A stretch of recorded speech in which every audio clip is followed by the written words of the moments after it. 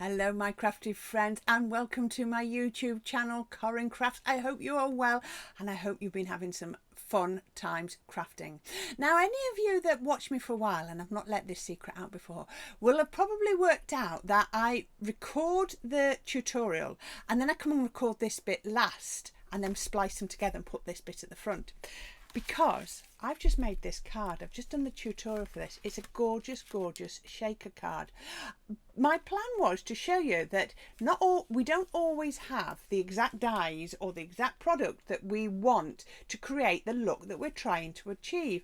But with a little bit of manipulation, we can do that. I wanted a decorative panel, couldn't find one. So I got some nesting dies, nested them back into each other, put them onto some acetate, and I've got a decorative panel. Isn't this beautiful? Now, when I set off, this wasn't going to be a shaker card. When I started filming, there was no shaker element in this. I was doing a bit and I suddenly, as I'm talking out loud, I suddenly thought, this is a shaker card in the making. So we now have a shaker card. There you can see all the bits, all the shaker bits. There we go, in there. Isn't that amazing? I am loving that. Love the colours. Isn't the blue gorgeous? So we've got the 3 shades of blue. I'm going to show you how you create that look. We've got this. We've got the vellum on there just to sort of mute the background. Absolutely brilliant. I've talked too long. Let's go on and see how it's made. We've looked at this before when I have wanted to create a certain effect or a certain design and you can't always find the exact craft product in your crafty stash that you need. So you think, oh, I need to buy something else. No, you don't. We have ways of adjusting what we've got to make it work. So my theory was I wanted to take a panel of card and I wanted to use a die that would cut into this panel and give me a really nice background cut into this panel. And I could have probably kept going through my dies and maybe found something that would work, because what I want to do is put some colour underneath and I want to see the colour come through, but I couldn't find anything. But what I could find was this, and it's from the Crafter's Companion. I just have to check. It is called the Decorative Nesting Dies. There you go, Decorative Nesting Dies. And I had a look at these. So yeah, they are supposed to nest one on top of the other. But I thought I can actually make a panel from these. So what I've done, let's get the plastic out of the way, otherwise it sticks to everything, is I've taken my card. Now, I've taken a piece of card at 5 3/4 inches square. There's nothing technical about why that's 5 3/4, other than if I cut a piece at 5 3/4, I can get 2 out of 1 piece of A4. That's all the technicality that there is. So I'm going to get this die. Now, you'll see on here, I've got a cutting edge around the outside, but none on the inside. So when I cut that into there, it's going to leave that solid in the middle. Now I want to place that really carefully because I'm going to be using this as well. So what you would normally think is a waste is actually going to be part of the design. So I'm going to put a piece of tape on just there. Then I'm going to get the next one. And again, I've got a cutting blade and no cutting blade. So if I cut that, I've no longer got a panel because that's going to cut out of the centre. But there's a way, just bear with me. And then I've got the next one. And again, it's the same, cutting blade around the outside and not in the middle. But we can make this work. There's always a different way to look at your crafty products. So I want to centre it up because everything is going to be used when it's finished. So then we can pop that like that and then we tape that down. So it's quite important to tape them or use your magnetic shim. Now I find with something like this, you need all your plates. You're going to need your plastic shim, your magnetic shim and your other cutting plate or whatever your combination is for your machine. And you're going to pop that through your die cutting machine. And when that comes out, this is what you're going to have. You're going to have this. Now I have just spent a few minutes with this one poking all of the bits out.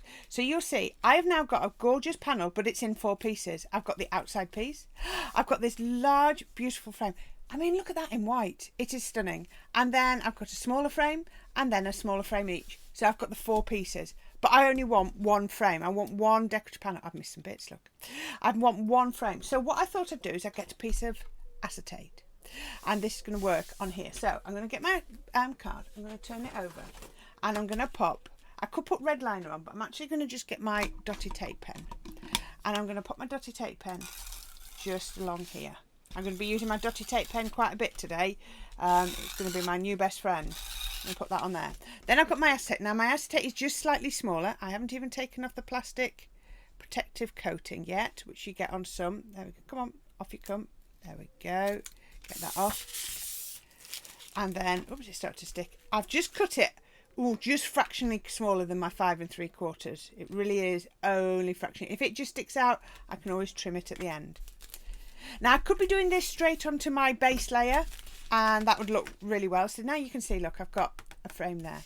So I'll put that to one side. I'm going to take the first one. You're going to have to work from the outside in, and then we need to really, really go with your tape. Now again, you could use a wet glue, or the other one you could do is you could put your self-adhesive sheet on the back of this white card before you cut it. That would be another good way to do it. So I can see on here I'm getting lots of dotty tape pen. Now the thing about dotty tape pen, if you've ever got one, oh, I've just run out. There we go, another one ready. That is right to the end, I think. Is it? Yes, it is. Look, that click. The thing about dotty tape pen is it only puts dots where it touches. So there's lots of different brands of them around. And so, you know, it just touches where it needs to, and it just only applies it there. So then you can see on here, I can then pop that on there like that. And that will now pop back in to the aperture. And so you can guess where we're going now. We're going to get the next one. And we're going to get the next one, and we're going to go quite liberally with our dotty right to the edges. Doesn't matter if you go over the edge. And then we're going to pick that up, and then we're going to pop that back into there as well. So can you see we're getting a lovely panel? If you want to leave that clear, you could, but I've got the final panel, and I'm just going to pop this adhesive on here.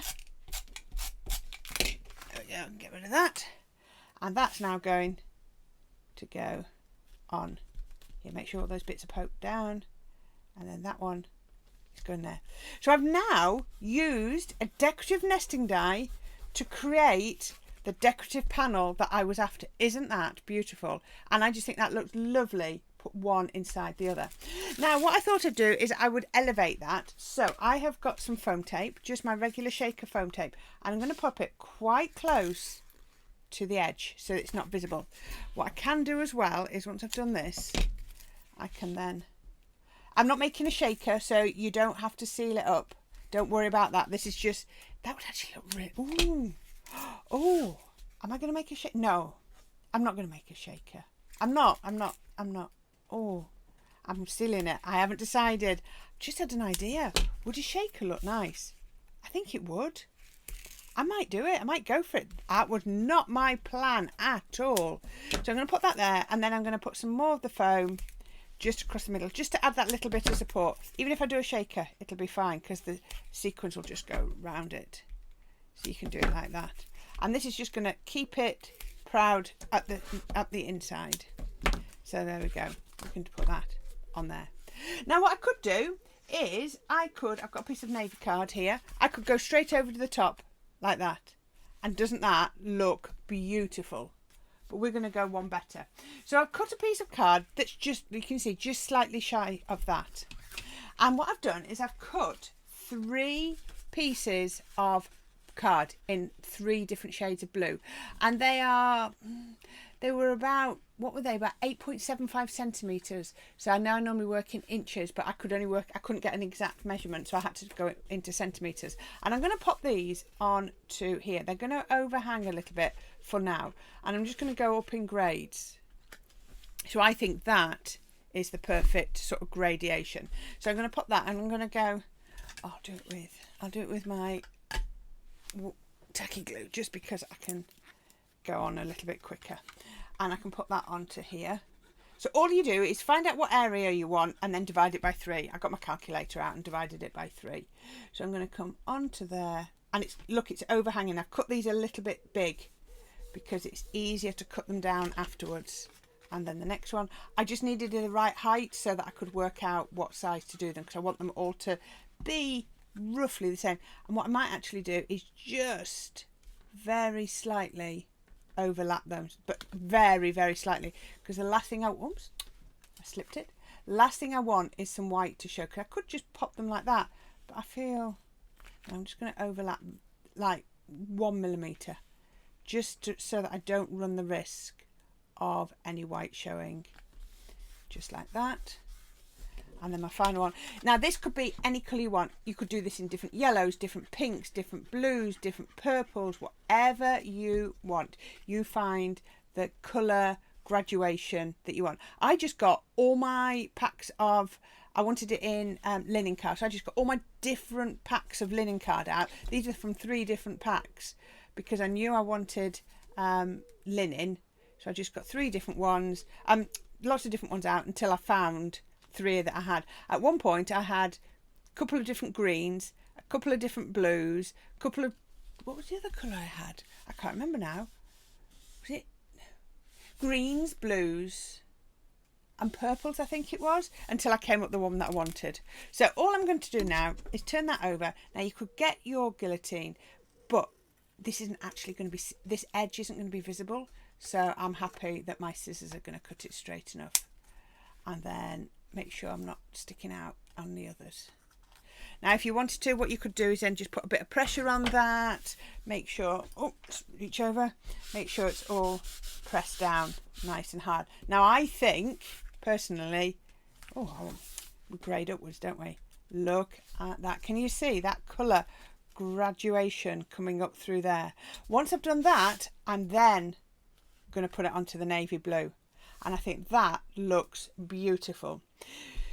Yeah, now decisions. Am I going to put some shaker elements in? Go for it. I am. So if I'm going to put shaker elements in, I need to start from the bottom of my card. This was a card that was, I bought for a 7-inch envelope, so it's about 6 and 7/8, something like that.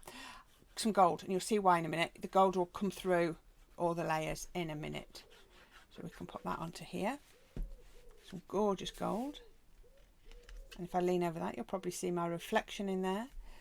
You know what I'm like. Nice border around the edge, a little bit bigger border than what we're going to be using as the mats and layers. Then we're going to come in with the navy. The great thing about this is, if you did this, you could actually get like 3 different cards out of when you made it, because you could cut a panel of the navy, a panel, this size panel of the blue, and that size blue, and then you'd have enough left over to get all of these panels out 3 times. So you could have one of these cards made of the navy blue, one of the mid blue, and one of the lighter blue, and it would work really, really well. So I can put that onto there. Just a little bit of pressure. I'm not pressing too hard. Just a little bit on like that. Now, normally, I will do it this way. I'm going to stick that one down as well. But don't worry, again, your workings aren't visible, so no one's going to see them. Now, normally, if I'd have planned this as a shaker, I'd have made a solid shaker element, but we're changing things as we go. So we can put that into the centre. Just a nice bit of pressure. There we go.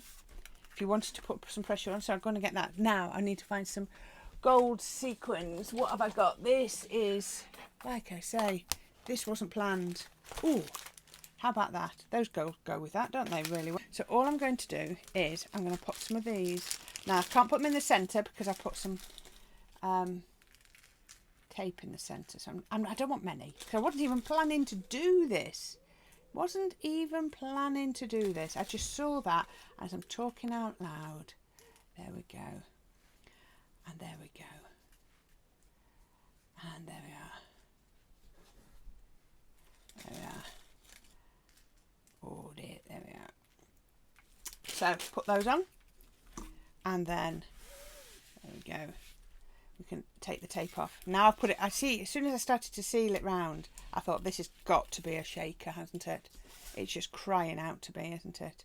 And I know how popular shaker cards are. And again, just doing this slightly different to how I would normally do it, just to show you there are so many different ways. When people say, you must craft this way or you must craft that way, no, you craft whichever way works for you. So I'm going to get this, I'm going to put a little bit of glue onto here. Just a little bit, because I need to know I've got wiggle room. There we go. You can just see a little bit of glue all the way just down there. Just give me a bit of wiggle room. I'm going to bring this down. Oh, that perfectly so you can see it. I need to just bring these in a little bit. They can readjust themselves in a minute. I don't want any in the middle because you see I've got that piece. And then I'm going to turn it over. And can you see this is bigger than that panel? If you look at that, look, can you see that's just bigger on all directions? So it's going to capture that on the inside. So all you're going to see is that nice, neat navy blue border.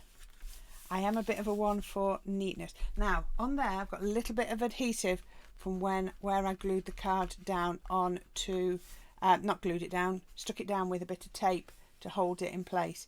I use my glue erasers for these all of the time. Oh, look at that. Isn't that beautiful? So I've got the colour, but I've also got that little bit of gold.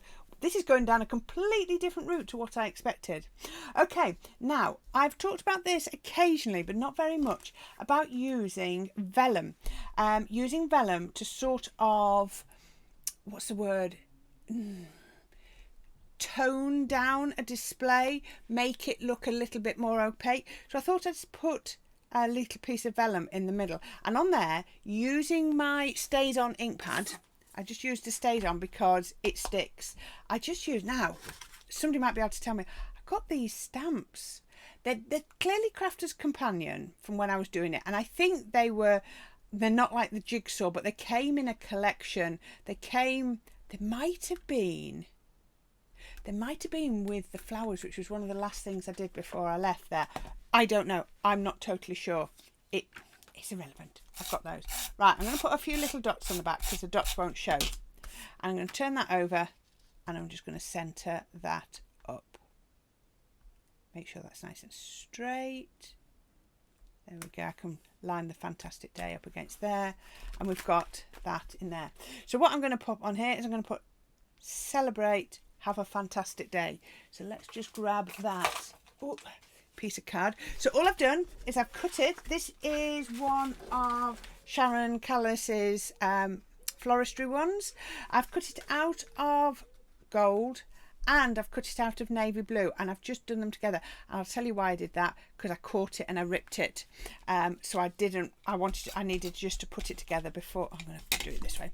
I had to put it together before I came on to the camera because I'd ripped it and I needed to just to put it back together. But that just shows you that, you know, there are always different ways to rectify something. If it goes wrong, please don't throw it away. Just have a look.